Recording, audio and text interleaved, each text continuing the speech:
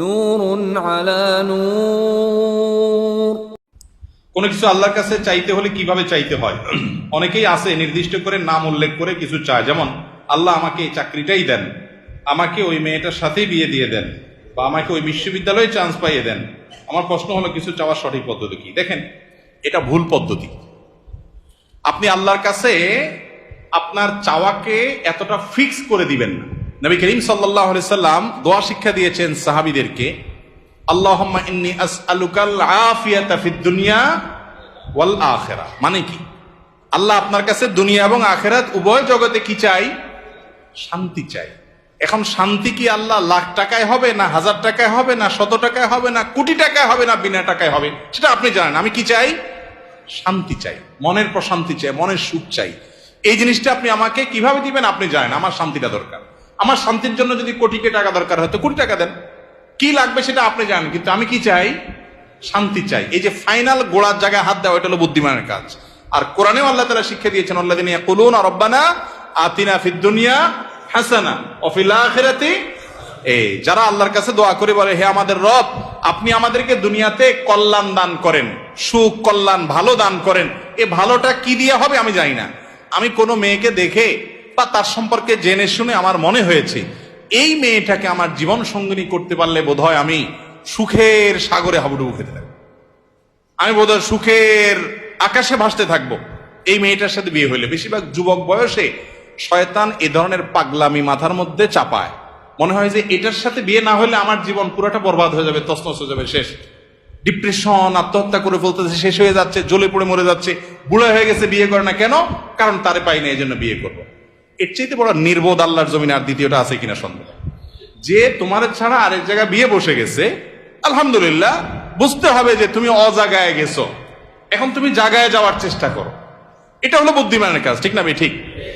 এই জন্য আল্লাহর কাছে এই ধরনের দোয়া করবেন না। অনেকে বলে, আল্লাহ তুমি আমারে 40 লাখ টাকা দাও, আর কিছু চাবো না আল্লাহর কাছে, তোমার কাছে। গরিব মানুষ হিসাব করছে যে আমি লাখ 20 টাকা হলো গ্রামে সুন্দর করে একটা দালান কোঠা বাড়ি করব, বিল্ডিং বাড়ি করব, আর বাকি 1-2 লাখ টাকা দিয়ে একটা মোটরসাইকেল কিনবো, 10-20 লাখ টাকা দিয়ে একটা দোকানদারি করব, আমি বসে বসে খাবো। এরকম শর্টকাট হিসাব অনেক সময় আমরা করি না অনেকে।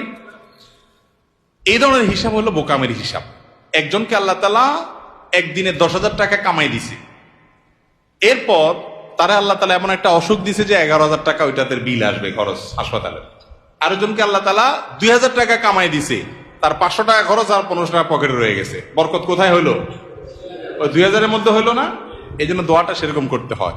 ওই যে একটা গল্প আপনারা শুনছেন না প্রায় সময়, কোন যুবক নাকি দোয়া করছে আল্লাহর কাছে যে, আল্লাহ আমার এমন একটা লাইফ দাও, এমন একটা জীবন দাও আল্লাহ, যে আমার 2 হাত ভর্তি টাকা থাকবে, শুধু দোনো হাতে শুধু টাকা থাকবে, আর 2 পাশে শুধু নারী আর নারী থাকবে, ভোগের আইটেম থাকবে। তো আল্লাহ তাআলা তাকে একটা মহিলা কলেজের বা কোন একটা কোম্পানির নারী স্টাফদের বাসের কন্ট্রাক্টর বানাই দিচ্ছে। এই জন্য তার হাতে টাকা আর টাকা কন্ট্রাক্টরই করে, টাকাও মানুষের আর মহিলাগুলোও মানুষের। এই যে ভুল দোয়ার ফল দেখছেন, উল্টাপাল্টা দোয়া করছে না? সে দোয়া করবে, আল্লাহ আমি তোমার কাছে শান্তি চাই। এখন কোন মেয়েকে বিয়ে করলে আমার সংসারে শান্তি হবে তুমি জানো। আমি যেটাকে দেখে মনে করতেছি এটার সাথে বিয়ে হলে শান্তি হবে, ওইটার সাথে বিয়ে হলে আমার আরো অশান্তি হইতে পারে। পারে কি পারে না? কত তথাকথিত এই যে অবৈধ প্রেমের বিবাহ, কি মহব্বতের সাগর ঢেউ খেলতে থাকে না, এরপরে 2 মাস 4 মাস যাইতে না যাইতে শুরু হয় গৃহযুদ্ধ, বিশ্বযুদ্ধ, ঠিক না? ঠিক। এই জন্য আল্লাহর কাছে কোনো কিছু ফিক্স করে দোয়া করা এটা দোয়ার আদব না। দোয়ার আদব হলো কি? আল্লাহ আপনার কাছে আমি শান্তি চাই, আল্লাহুম্মা ইন্নী আসআলুকাল আফিয়া, আল্লাহ আপনার কাছে আমি শান্তি চাই। শান্তি যেখানে আছে আপনি সেখানে দিবেন। বরকত চাইতে হয়, বরকত। আল্লাহ আপনার কাছে আমি কি চাই? বরকত চাই। আল্লাহ আপনি যে আমাকে রিজিক দিয়েছেন এর মধ্যে আপনি কি দেন?